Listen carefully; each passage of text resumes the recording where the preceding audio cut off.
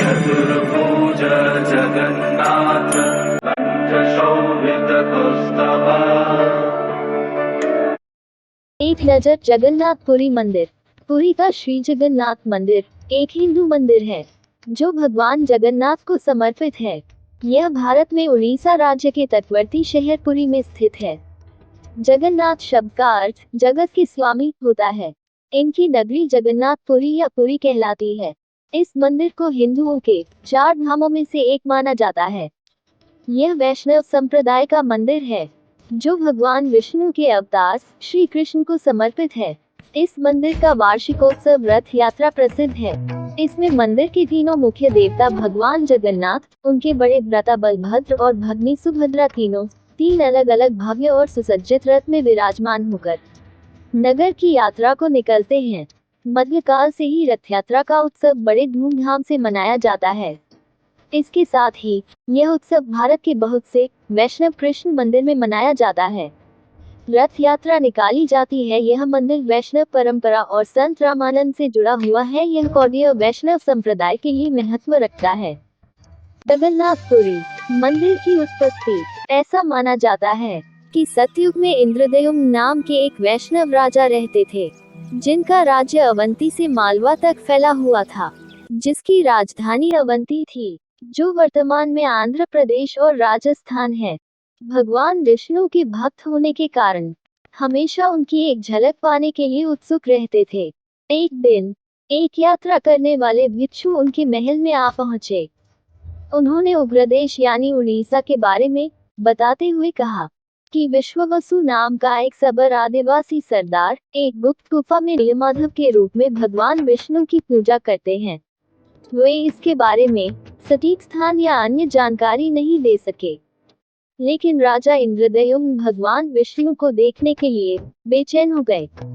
तब वह उग्रदेश का पता लगाने और विश्ववसु को खोजने की उत्सुकता हुई।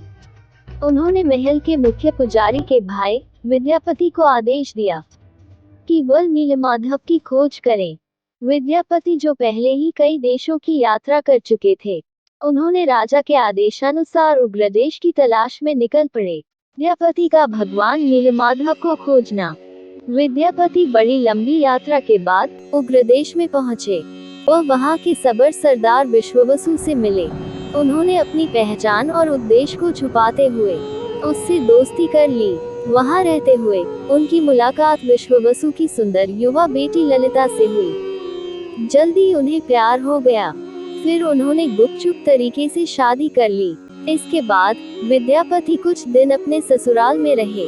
उन्होंने ससुराल में रहते हुए देखा कि विश्ववसु आधी रात को बाहर जा रहे थे, फिर अगले दिन लौट रहे थे। उनके शरीर से चंदन और कस्तूरी की मीठी सुगंध निकल रही थी। विद्यापति ने जब ललिता से उसके बारे में पूछा तो वह पहले तो टाल गई, लेकिन कुछ देर बाद उसने अपने पिता के निर्देशों के खिलाफ खुलासा किया कि उसके पिता नीलमाधव की पूजा करने के लिए जंगल में एक गुफा में जाते हैं। विद्यापति इसी जानकारी की तलाश में थे। उन्हें यह जानकर बहुत खुशी हुई। वे गुफा का स्थान को जानने के लिए उत्सुक हो गए ताकि वह इसके बारे में राजा इंद्रद्युम्न को बता सके। फिर उन्होंने ललिता से लगातार अनुरोध किया वे नीलमाधव को दिखाने के लिए गुफा की यात्रा की व्यवस्था करें। विद्यापति को भगवान नीलमाधव के दर्शन। पहले तो ललिता ने यह कहकर मना कर दिया कि यह असंभव है, क्योंकि उसके पिता कभी सहमत नहीं होंगे। हालांकि कुछ झिझक के बाद उसने अपने पिता से इस संबंध में बात की। उनके पिता अपनी बेटी के अनुरोध को मानते हुए अनिच्छा से सहमत हुए। फिर यह निश्चित किया गया कि विद्यापति विश्ववसु के साथ आंखों पर पट्टी बांध कर जाएंगे। नीलमाधव को देखने के बाद उसी तरह वापस लौट आएंगे। चतुर विद्यापति ने इस अवसर का लाभ उठाया। गुप्त गुफा के रास्ते को याद रखने के लिए चुपचाप अपनी लंगोट के कोने पर कुछ सरसों के दाने बांध दिए। जैसे ही वह गुफा के रास्ते आगे बढ़े, वैसे वैसे वह सरसों के दाने गिराते गए। वहां पहुंचकर जब विद्यापति ने नीलमाधव को देखा तो विद्यापति की आंखें खुशी से चमक उठी। उनका लक्ष्य और उद्देश्य पूरा हो गया था। नीलमाधव की आराधना में कुछ समय लगाकर वह लौट गए। कुछ समय बाद ललिता को विदा लेते हुए जल्दी वापस लौटने का वादा किया। इसके बाद विद्यापति अवंती वापस लौट आए। भगवान नीलमाधव का अंतर ध्यान होना। अवंती पहुंचकर विद्यापति ने इंद्रद्युम्न को अपने निष्कर्ष बताए, जो उत्सुकता से उनकी प्रतीक्षा कर रहे थे। इंद्रद्युम्न ने कोई समय नहीं गंवाया। फिर हमेशा के लिए भगवान विष्णु की पूजा के उद्देश्य से नीलमाधव को अपने राज्य में लाने का फैसला किया। राजा इंद्रद्युम्न ने अपनी सेना के साथ उग्रदेश पर आक्रमण की आवश्यक तैयारी की। इंद्रद्युम्न ने उग्रदेश पर आक्रमण किया, फिर विश्ववसु को कैद कर लिया। तब विश्ववसु को विद्यापति की चालाकी का पता चला। राजा ने विश्ववसु से नीलमाधव को दिखाने के लिए गुफा में ले जाने को कहा, जिसे विश्ववसु ने साफ इनकार कर दिया। इसी बीच बारिश का मौसम शुरू हो गया था। विद्यापति के द्वारा फेंके गए सरसों के बीज गुफा के रास्ते में पीले फूल दे रहे थे। फूलों के रास्ते पर चलकर इंद्रद्युम्न को गुफा तक पहुंचने में कोई दिक्कत नहीं हुई। लेकिन जब वे वहां पहुंचे, तब नीलमाधव अंतर ध्यान हो चुके थे। राजा निराश हो गए। गुस्से में पूरे उग्रदेश को घेरने का फैसला किया। अचानक एक तेज सूक्ष्म आवाज आई, हे राजन, आपने मेरे प्रबल भक्त विश्ववसु को कैद करके घोर अपराध किया है। इस संसार में मैं तुम्हें नीलमाधव के रूप में दर्शन नहीं दूंगा। विश्वावसु को तुरंत रिहा करो। इंद्रद्युम्न निराश और मायूस थे, क्योंकि वह भगवान विष्णु को नीलमाधव के रूप में नहीं देख सकते थे। हालांकि दिव्य आदेश का पालन करते हुए उन्होंने विश्ववसु को रिहा कर दिया। फिर खाना पीना छोड़कर भगवान विष्णु का ध्यान में लग गए। राजा इंद्रद्युम्न को श्री कृष्ण की हृदय का मिलना। जब इंद्रद्युम्न ध्यान में थे, तब भगवान विष्णु उनके सपने में प्रकट हुए। उन्हें उल्लेख किया कि वह वाकुम्मा माधव पुरी के पास के एक माधव में लकड़ी के दारों के रूप में समुद्र में तैरते हुए आएंगे। उसमें से अपने स्वयं का रूप और छवि बनाएंगे। इंद्रद्युम्न जैसे ही जागे, तो वे वाकुम्मा माधव पहुंचे। शुभ संकेत के साथ इंद्रद्युम्न को पवित्र लकड़ी का दारू दिखाई दिया। वे उसे विश्ववसु की सहायता से महल के पास एक मंच पर ले आए। भगवान विष्णु की मूर्ति को तराशने के लिए कई अनुभवी बढ़ाए और मूर्ति को लगाया गया, लेकिन कोई भी भगवान विष्णु की छवि को तराश नहीं पाया। राजा इंद्रद्युम्न चिंतित थे कि कैसे भगवान विष्णु को आकार दिया जाए। भगवान विश्वकर्मा ने तराशा भगवान जगन्नाथ का विग्रह। राजा इंद्रद्युम्न की चिंता के समय ही एक बूढ़ा व्यक्ति महल में आया, जिसने अपने आप को अनंत महाराणा बताया, जिसे दिव्य बड़ाई विश्वकर्मा माना जाता है। उन्होंने राजा को भरोसा दिलाया कि वह मूर्ति निर्माण कर सकते हैं, लेकिन कुछ शर्त पर कि वह मूर्ति को 21 दिन में बनाएंगे। वह इसे अकेले ही बनाएंगे। जब तक वह अपना काम पूरा नहीं कर लेते, तब तक उन्हें कोई भी परेशान नहीं करेगा, न ही कोई महल के अंदर प्रवेश करेगा। राजा इंद्रद्युम्न ने उसकी शर्त मान ली। फिर उस बूढ़े ने महल का दरवाजा बंद करते हुए काम करना शुरू कर दिया। लोगों को सिर्फ हथौड़ी छेनी की आवाजें सुनाई देती थी। इस तरह 2 हफ्ते बीत गए। फिर उन्हें एक दिन कुछ भी सुनाई नहीं दिया। रानी गुंडिचा उत्सुक और बेचैन हो गई। उन्होंने सोचा कि बूढ़ा आदमी बिना भोजन और पानी के भूख प्यास से मर गया होगा। रानी ने इंद्रद्युम्न से उस बूढ़े व्यक्ति को बचाने का आग्रह किया। इंद्रद्युम्न ने अपनी इच्छा के विपरीत दरवाजा तोड़ दिया। जब राजा ने अंदर प्रवेश किया, तो देखा कि बूढ़ा कारीगर गायब हो गया था, जो अपने पीछे आधी बनी 3 मूर्तियां छोड़ गया है। इंद्रद्युम्न ने वादा तोड़ने के अपने कृत्य के लिए पश्चाताप किया। फिर अपने जीवन को समाप्त करने के बारे में सोचा।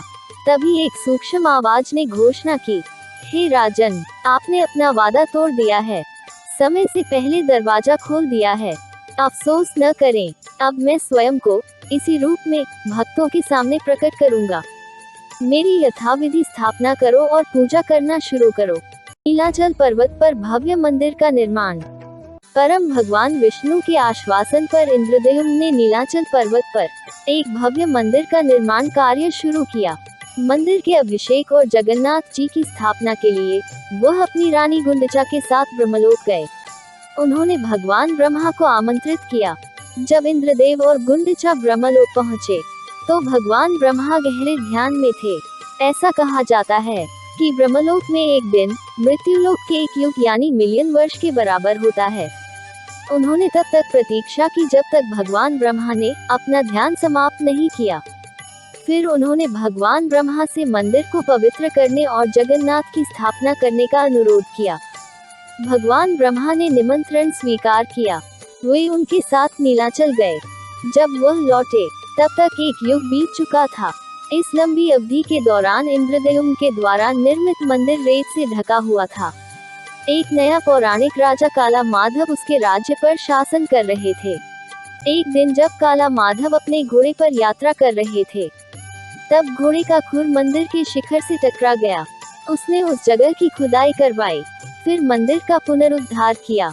दूसरी तरफ जब इंद्रद्युम्न भगवान ब्रह्मा के साथ वापस लौटे, तब उन्होंने काला माधव को अपने राज्य पर शासन करते और मंदिर के मालिक के रूप में दावा करते हुए पाया। उनके बीच विवाद हो गया।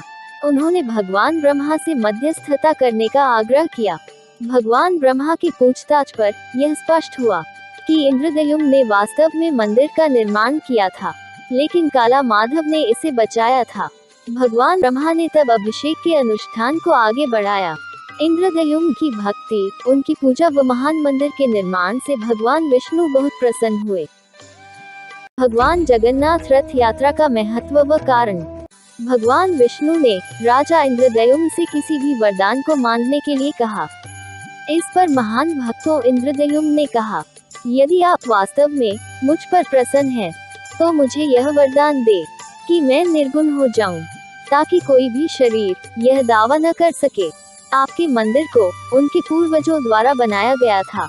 यदि भविष्य में आपका मंदिर या आपकी मूर्ति क्षतिग्रस्त या नष्ट हो जाए, तो भी आप यहाँ रहेंगे, इस स्थान को नहीं छोड़ेंगे। राजा की प्रार्थना के अनुसार भगवान विष्णु ने उन्हें वरदान दिया, लेकिन रानी गुंडचा निर्गुण होने की बात को सहन नहीं कर सकी, क्योंकि कोई भी महिला निर्विकार नहीं रहना चाहेगी। वह स्वाभाविक रूप से आहत और दुखी थी, जिसे भगवान विष्णु समझ सकते थे। भगवान विष्णु ने उन्हें यह कहते हुए सांत्वना दी कि वह उनके घर में पैदा हुए हैं, वे उनके बेटे समान हैं, वह उनकी माँ समान है, वे उन्हें कभी मना नहीं कर सकते। हर साल रथ यात्रा के दौरान 9 दिन तक उनके पास आकर रुकते थे। उनके द्वारा बनाए गए स्वादिष्ट भोजन को खाते थे। इसलिए रथ यात्रा के दौरान भगवान जगन्नाथ, बलभद्र, सुभद्रा और सुदर्शन चक्र के साथ गुंडिचा मंदिर जाते हैं।